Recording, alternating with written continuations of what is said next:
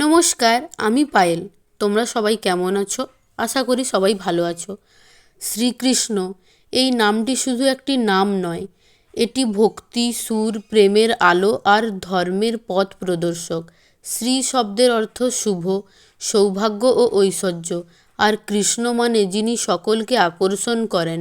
তাই শ্রীকৃষ্ণ মানেই তিনি যিনি প্রেম, জ্ঞান ও ন্যায় দিয়ে সবার হৃদয় জয় করেন। তার নাম উচ্চারণ করলেই মন শান্ত হয়, হৃদয়ে ভক্তির স্রোত বয়ে যায়। শ্রীকৃষ্ণের জন্ম হয়েছিল মথুরার কারাগারে, অত্যাচারী রাজা কংসের ভয়ে। কিন্তু জন্মের মুহূর্ত থেকেই তিনি অলৌকিক শক্তির পরিচয় দেন। পিতা বসুদেব ও মাতা দেবকী অশেষ কষ্টের মাঝে তিনি পৃথিবীতে আগমন করেন ধর্ম রক্ষার জন্য। সেই ছোট্ট শিশুকে রাতের অন্ধকারে যমুনা পার করে গোকুলে পৌঁছে দেওয়া হয়। সেখানেই নন্দ ও যশোদার স্নেহে বড় হয়ে ওঠেন তিনি। গোকুল ও বৃন্দাবনের প্রতিটি ধূলিকণা আজও তার লীলার স্মৃতি বহন করে। শ্রীকৃষ্ণের বাল্যলীলা ছিল দুষ্টুমি আর মাধুর্যে ভরা। মাখন চুরি, গোপীদের সঙ্গে হাসি ঠাট্টা, বন্ধুদের সঙ্গে গরু চরানো, সব কিছুতেই তিনি অপার আনন্দ। কিন্তু সেই আনন্দের আড়ালেই লুকিয়েছিল এক মহাশক্তির প্রকাশ। ছোট্ট বয়সেই লুকিয়েছিল এক মহাশক্তির প্রকাশ। ছোট্ট বয়সেই তিনি পুতনা, তৃণাবর্ত, বকাসুর, অঘাসুর প্রভৃতি অসুরদের বধ করে সকলকে রক্ষা করেন।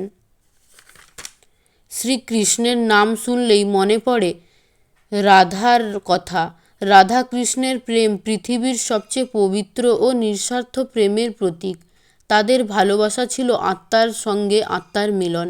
বৃন্দাবনের কদমতলায় যমুনার তীরে বাঁশির সুরে জেগে উঠত প্রেমের মধুর গান।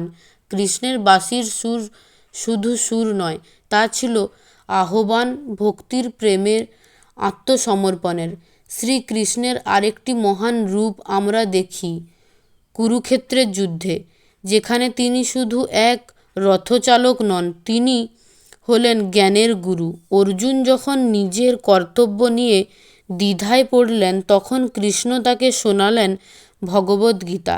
গীতায় তিনি শিক্ষা দেন, কর্ম নয়, ফলের আশা করো না, ধর্মের পথে স্থির থাকো, সত্যকে অনুসরণ করো। জীবনের প্রতিটি সংকটে এই শিক্ষা আমাদের পথ দেখায়।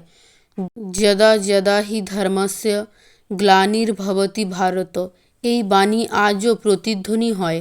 অর্থাৎ যখনই ধর্মের অবনতি হয়, তখনই আমি পৃথিবীতে অবতীর্ণ হই।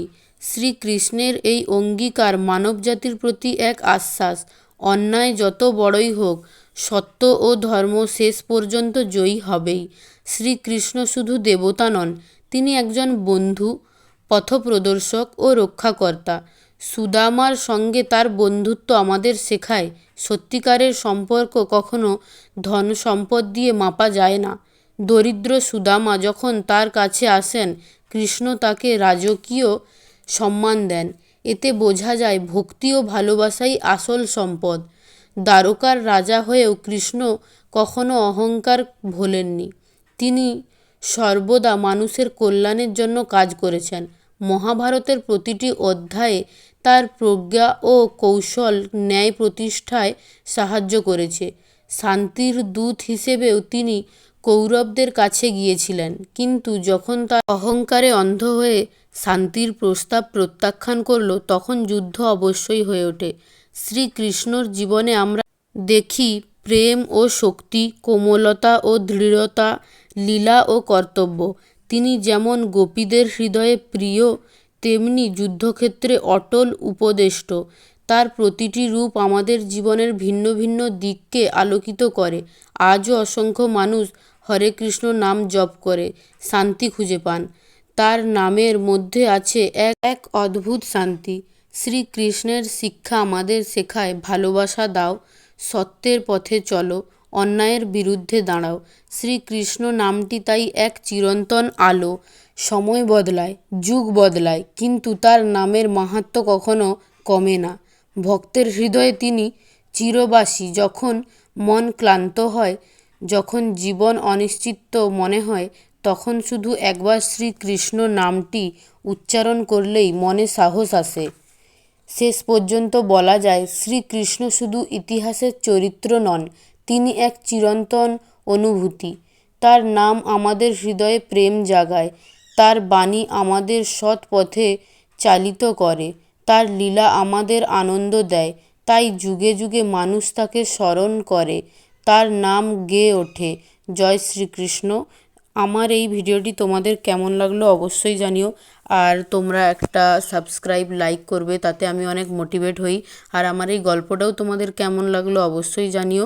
আর এটা করতে আমার প্রায় 2-3 দিন সময় লেগে গেছে। ভিডিওটি ভালো লাগলে অবশ্যই একটা লাইক, শেয়ার, কমেন্ট, সাবস্ক্রাইব করবে। দেখা হচ্ছে পরের ভিডিওতে।